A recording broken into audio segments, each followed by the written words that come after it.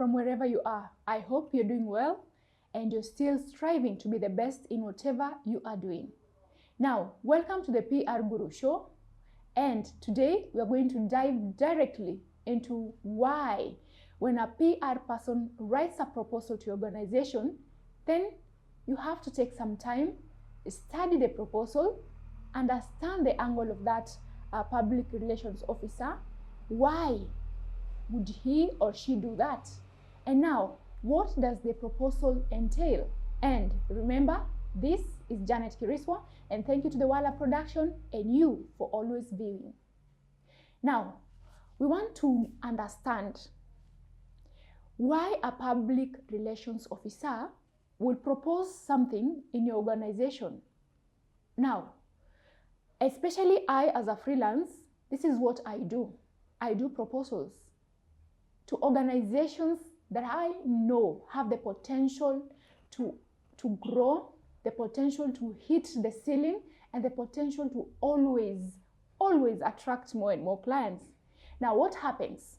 For example, if I'm not passionate about what I'm doing, if a teacher is not passionate about teaching, then he or she will not have any business in the teaching fraternity. I have to understand the organization, I have to have known the organization, and I have to have diagnosed the organization and know that there is something wrong somewhere and there is an ailment somewhere affecting the organization and it needs help. That is why you find those public relations proposals on your desks as the CEO, as the dream bearer. Now, today, I'll give you an example of how a proposal should be written if you are a PR officer who needs to go somewhere and pitch an idea. Now, number one, what I do propose you do is do a background check.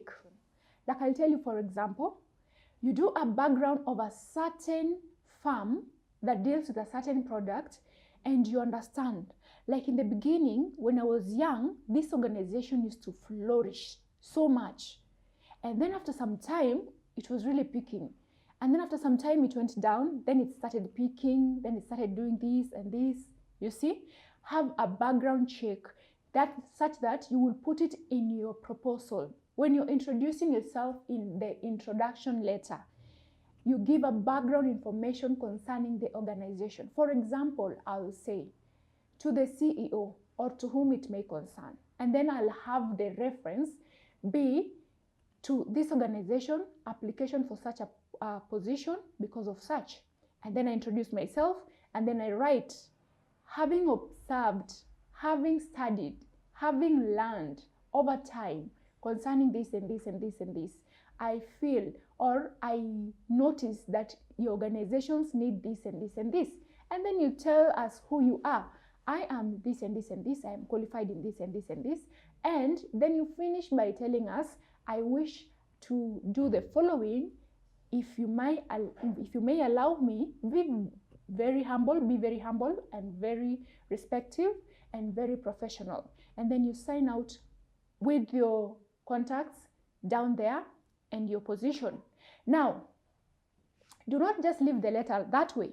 You have to write for us an objective. You need to have objectives for that organization. For example, that firm. Write down a letter of objectives that you need to work on as a PR officer in that organization. Now, like for example, I'll say my number one objective will be communication channels. Now, why communication channels?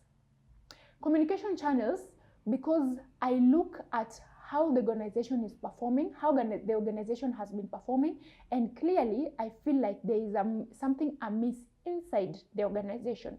Because for you to understand that plant A is failing, it's not because you have noticed it is failing. In fact, we are not even in that organization, but because of what people share outside there, and also the experience you go and get outside there.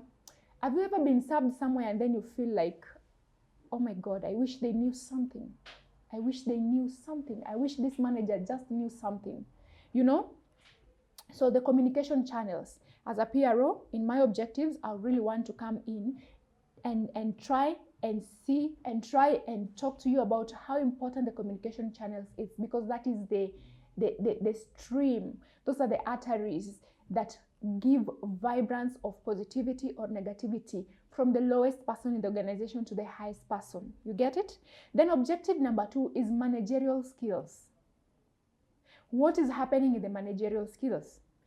Perhaps the reason why there are shifts in performance between the years in the 90s and then in 2000s and then 2001, perhaps it's because of managerial changes that happened, because something maybe happened. Sometimes what really hits organizations so badly is, number 1, the dream bearer dying.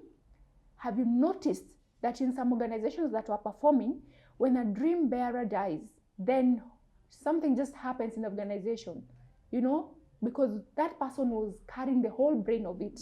And then there's a sudden shift in performance, in even how people are served.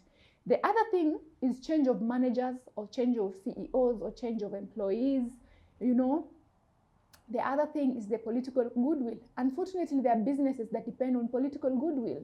And then unfortunately for some things, calamities. We had Corona and it really shook a lot of organizations and a lot of businesses. And then sometimes it's just the seasons. Maybe the business did not pick up because of the season wasn't good in terms of competition was high. And that is why I tell you, you have a company, you have an organization, do not relax and say, I'm rich.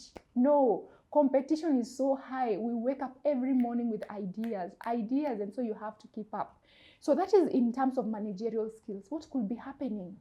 There's the importance also of having the longest serving employees. Those are very important employees. Also, we have the employees who are always working in the organization, but they're never noticed. But they keep working and they keep working and they keep working. And unfortunately, these are the employees that are never realized, never recognized, never done for anything. So can you imagine all those? Can you think of any as a CEO or a manager? Can you think of any of those that you have related with? Can you relate with one of them? I am very sure you can relate. Now, the other objective that I'll have is workshops. What is not happening with my organization? Why is my organization going low? What is not happening? Perhaps you need to introduce workshops.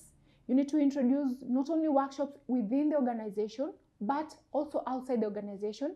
You need to do benchmarking. Remember what I told you about campaign, PR campaign and PR plans, and about talents, noticing talents and taking the talents for benchmarking? Yes, it all relates. So perhaps you need to expose your employees. Perhaps you need to mix your employees. I like one organization led by a woman, and she told me she employs 65% of the locals, and then the rest are not from within the area. They're from outside. Now, what does this bring? This brings diversity. It brings a lot of mixture, cultural mix. It brings a lot of ideas.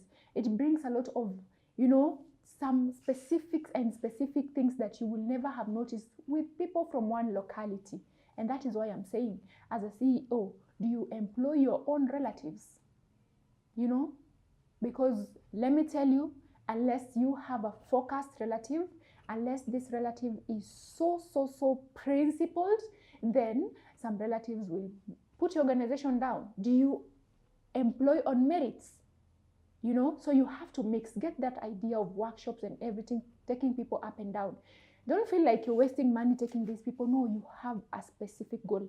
And that is why, in some instance, you need a public relations officer. Another thing, an objective that you'll have in that letter is embrace new, fresh ideas. Okay, now how do you embrace fresh ideas? Now, this is why we are here. This is why I am here. Embrace fresh ideas in terms of, number 1, have you ever tried incorporating all your employees in a meeting to talk about the organization? Have you ever tried taking a survey within all your employees. Give them a survey. Ask them questions. Number one, whom do you think is fit for this department? Whom do you think is fit for this? And do this. Do not even give them the leeway of putting their names. No. Let them just fill the survey. And this is really interesting because this survey, you don't just do it once. You do it either quarterly, you just decide to do it. And you mix all your employees and you give them their pen and their biros, and they have the questionnaire and then they fill. No communicating.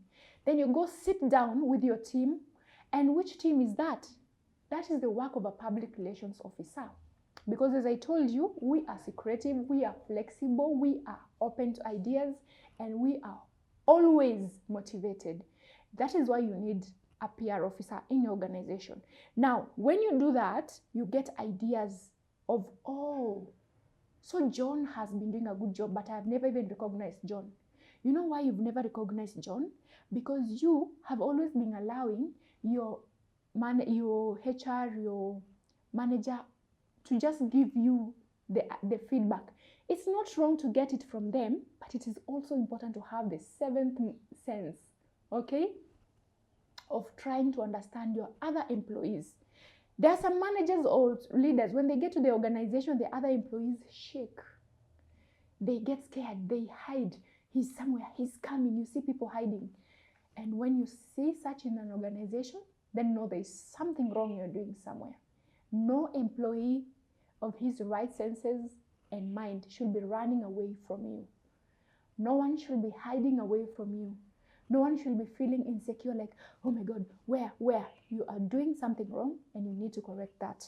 Employees should feel free, from the subordinate staff to the staff that you have in the managerial level. Now, the other thing that I want, and remember, I'm just giving summaries. There are some deeper things that I want to tell you, but because of time, and this gives me the opportunity to come and have a sit down with you. And I want to give a shout out to the few of you that have been viewing and calling me and talking to me and telling me, yes, we need you, but we need this specific angle. I don't mind. At the end of the day, you get to benefit. Right? Now, the other objective that I will have in my letter, remember the first objective we've said is the communication channels. Number 2, managerial skills. Number 3, workshops. Number 4, embrace new fresh ideas. And then number 5, review previous CEO styles and culture. Right. Very simple. I think I've even expounded on that more. Look at, and that is why I spoke last time about case study. When you study the case study of such an organization, you will have understood the history of that organization. You will have known that in this particular place, this case study was done, this organization started a branch here. And how did this branch peak? And has it been doing well? Now, look at the CEO. Like, let me give you an example. When you go to high schools, or any police station, the OCPD's office, I see this normally with the OCPD's office and other organizations. You see they put a framework of people who worked there. Like in 1991 to 1995, there was this. In 1996 to 1997, there was Ali. In 1998 to this, there was Jane. So you look at the performance within that time. How was it? You go even deeper and call the board members who were there at that particular time. How was it? What were you doing? So business is not about relaxing and feeling bossy. It's a lot of work. So if you are a new CEO somewhere, a new manager, and you're like, how do I get to hack this? This is a new challenge. How do I do this? Well, we need wisdom from God, but at the same time, it dictates that you don't need to rest, right? Look at their styles and culture. How do they use to embrace these employees? Also, look at the kind of employees that you are having. And that is why we have files in organization, right? Now, number 6, look at the details. And this is really important. Sometimes what ails the organization is lack of details. And that is why I told you. And I am telling you, just do this homework. I am not even saying call some, I do this homework. As a CEO, just show up one Saturday.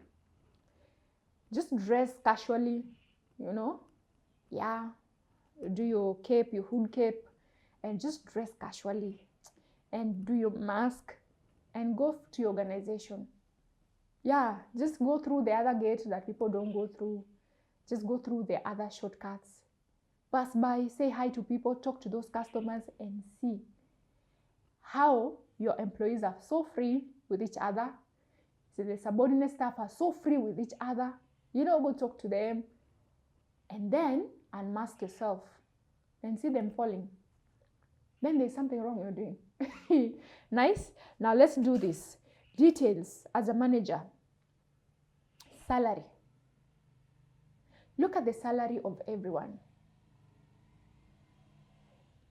Look at the salary, and of course I know there's much information that goes with the salary thing. I understand that's a whole lot of lesson in terms of percentage of the organization, what it is getting, what it is doing this. You see, look at the salary, look at the performance graphs. Look at the graphs of performance. Now, how will you even have the graphs if you don't have a PRO?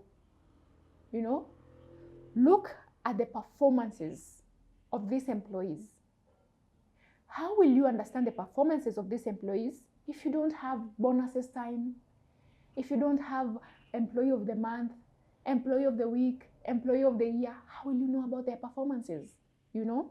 And then look at the way of promotions. How have they been promoted?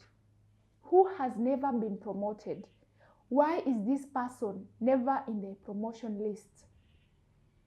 Why is this person being promoted so fast? And why are others not even, you know, they don't even get even a bonus, even a high, even just a pat on their back? So look at those. And then we've talked about way of promotion, and then procedure of motivation. That is the bonuses, that is weekday, the off days that they get. Do these people get off days? Study their way of asking for leaves. Study their way of asking for off days. There are some emergency off days. There are some off days that are bereavement. Study those, get to understand. And then there are some sick offs. There are those that are ever sick on Fridays. There are those that are ever sick on Mondays. There are those that are ever having bereavement. And unfortunately, there are people in this world who enjoy taking the bereavement thing, but in the real sense, actually there was no bereavement. So why are they doing that in your organization? Study that. So I understand now, or you will get to understand why these bosses wake up early in the morning by 4 they're at work and they leave late, because they really do have a lot of work. And if you're not that type, you wake up at 9, you're in the office at 10. My friend, you have a lot to do. Now, let's look at how are they being fired, by the way? How are they being fired? Or because you found him in the wrong place or her in the wrong place and she was trying to run away and you told her, we, nisiwahi kuona huku tena. No, you don't get to do that to people. People have human rights, and thank God we live in Kenya. We have the best.